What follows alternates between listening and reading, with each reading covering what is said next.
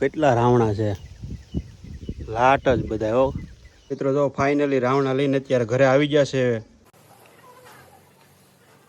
હવે બહાર બધા બેઠા અને ખવડાવવાના છે વડીલોને. જો જો રાવણા જો ગાંડી ગીરના રાવણા હો.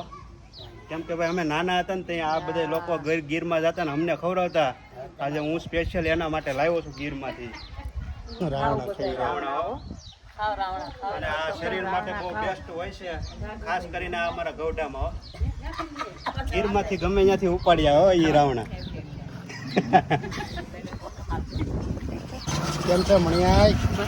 રાવણા ખાઈ ગયો ની. અને જે વ્યક્તિના રાવણા ફેવરિટ હોય અને એને આ વિડીયો શેર કરી દેજો મિત્રો.